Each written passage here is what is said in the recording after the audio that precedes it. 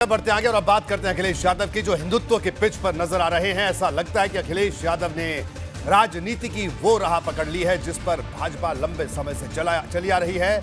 इसका संकेत पहले एक तस्वीर ने दिया जो अखिलेश के घर से निकलकर सियासी गलियारों तक पहुंची, और उसके बाद अखिलेश यादव की बातों ने, क्योंकि अब अखिलेश खुलकर धर्म की पिच पर सियासी बैटिंग कर रहे हैं।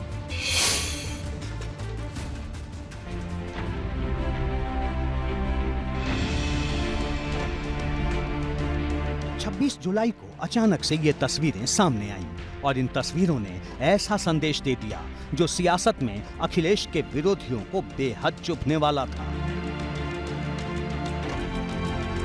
ये तस्वीरें ना तो अखिलेश यादव ने ट्वीट की और ना ही समाजवादी पार्टी के पेज पर कहीं दिखाई दी। ऐसे में सवाल खड़ा हुआ, आखिर ये तस्वीरें कहां से आईं? देखते ही देखते ये तस्वीरें वायरल होने लगी।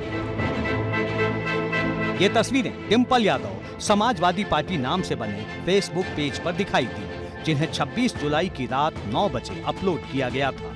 इन 4 तस्वीरों के साथ लिखा था, हर हर महादेव। दरअसल ये अखिलेश यादव के घर पर हुए रुद्राभिषेक की तस्वीरें थीं, जिसमें अखिलेश त्रिपुंड लगाए दिख रहे थे और गले में पीला गमछा भी डाला था।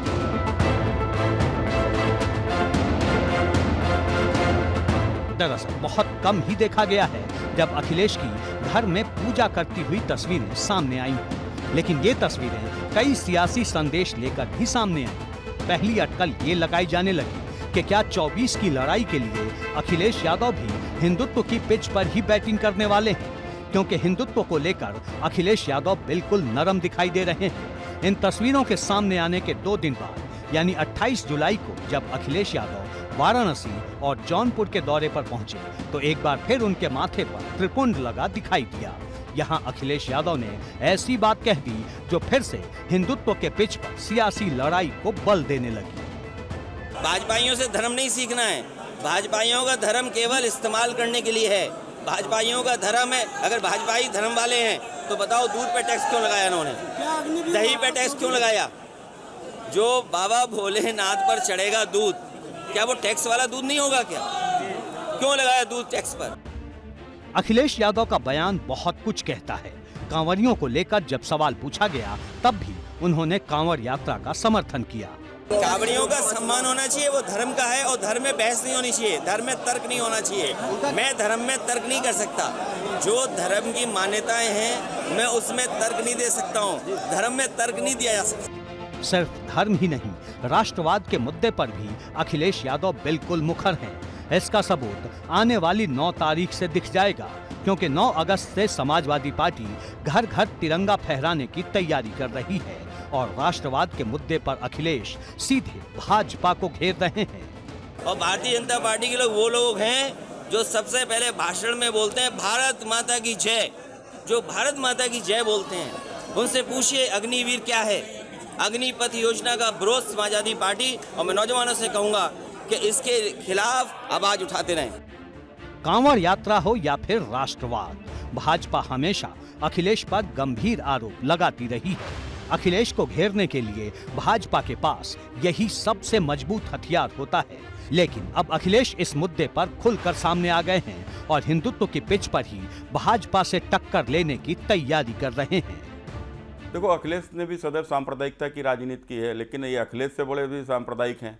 तो कुल मिलाकर आपने अगर जिस प्रकार से महसूस किया होगा कि सदैव उन्होंने इस प्रकार की बात की है कि उत्तर प्रदेश में 7% यादव गद्दी पा जाता है और 20% मुसलमान उसको देखता रहता है। तो कुल मिलाकर कहीं ना कहीं उनके दिमाग में भी यही बात है कि 20% इस मुस्लिम को एकजुट कर और वो किसी भी हिंदू को उत्तर प्रदेश में मुख्यमंत्री बनते नहीं देखना चाहता है।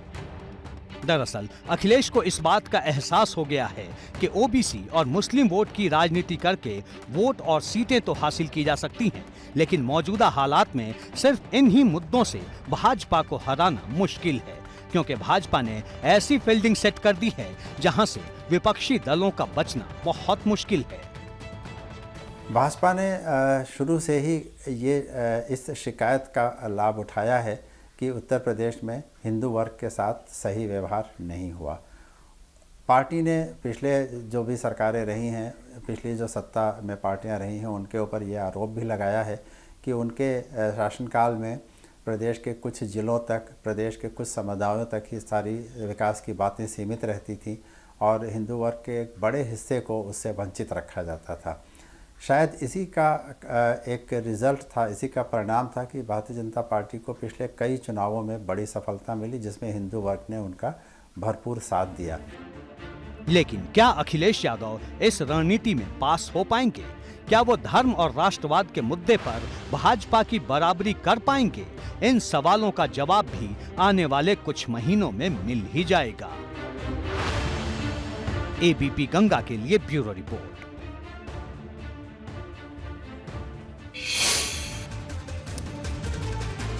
फर्स्ट में आपको बता दूं कि समाजवादी पार्टी के नेता रामगोपाल यादव सीएम योगी से मिले। 20 से 25 मिनट तक ये मुलाकात हुई। सपा कार्यकर्ताओं पर पिछले दिनों जो कार्रवाई की है स्थानीय प्रशासन ने अलग अलग जिलों में, उसको लेकर यह मुलाकात हुई और इस मुलाकात के कोई राजनीतिक मायने नहीं है। और ये मुलाकात एक रूटीन प्रक्रिया थी कि विपक्ष में है समाजवादी पार्टी, तो उनका ये कहना था कि उनके कार्यकर्ताओं पर ज्यादती हो रही है कुछ जिलों में। इसी बात को लेकर वो मुख्यमंत्री योगी आदित्यनाथ से मिले, मुलाकात की और मुलाकात करके वो निकल गए। हमारे साथ वीरेश पांडे भी जुड़े हुए हैं। वीरेश, रामगोपाल यादव की मुलाकात एक तरह से कहा जाए कि अमूमन ऐसा होता है कि अगर किसी की भी सरकार है तो विपक्षी लोग मुख्यमंत्री से मिलते हैं, अपनी आपत्ति जाहिर करते हैं। ये मुलाकात महज इसी तरह की थी और इसके कोई सियासी मायने और निकालना अभी बहुत ही ज्यादा जल्दबाजी होगी। ऐसे कोई सियासी मायने इस मुलाकात के नहीं है।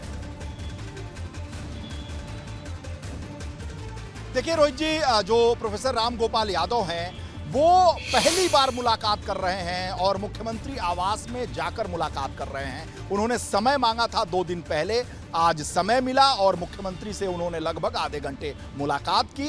पहली बार हम मुलाकात कह सकते हैं। योगी वन में भी मुलाकात नहीं हुई थी, योगी द्वितीय में भी ये पहली मुलाकात है। देखिए, शिवपाल यादव और रामगोपाल यादव पारिवारिक लड़ाई में एक दूसरे के बहुत कट्टर विरोधी हैं और मुख्यमंत्री योगी आदित्यनाथ शिवपाल यादव के समर्थक हैं और शिवपाल यादव मुख्यमंत्री के समर्थक हैं, ये जग जाहिर हो चुका है। और ऐसे में रामगोपाल यादव चट्टान की तरह अखिलेश यादव के साथ पूरे यादव संग्राम में खड़े रहे और आज तक खड़े हैं। और परिवार के बीच जो विवाद है, आरोप प्रत्यारोप के बीच में प्रोफेसर रामगोपाल यादव को केंद्र में खड़ा किया जाता है समर्थकों के द्वारा। शिवपाल यादव ने भी कई बार ऐसी बातें कही हैं और ऐसे में जो वो राष्ट्रीय अध्यक्ष का जो आंदोलन चला था समाजवादी पार्टी में, उसे स्थापित करने में, मुलायम सिंह यादव को संरक्षक बनाने में, अखिलेश यादव को सिंबल दिलवाने में, अखिलेश यादव के साथ चट्टान की तरह खड़े रहने में, अखिलेश यादव को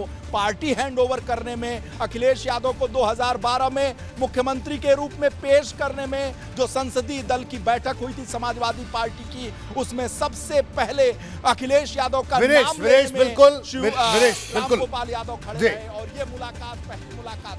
बिल्कुल वीरेश, और यही बात मैं अपने दर्शकों से को भी बता रहा हूं कि एबीपी गंगा बहुत ही, अगर राजनीतिक तौर पर कहा जाए, हम परिपक्व खबरें देते हैं क्योंकि इस मुलाकात के कोई राजनीतिक मायने नहीं निकाले जाने चाहिए।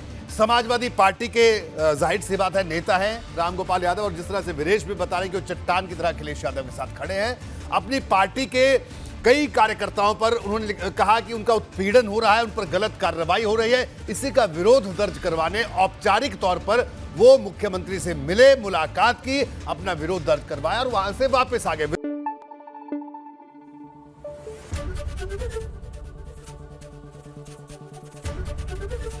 एबीपी गंगा, खबर आपकी, जुबान आपकी।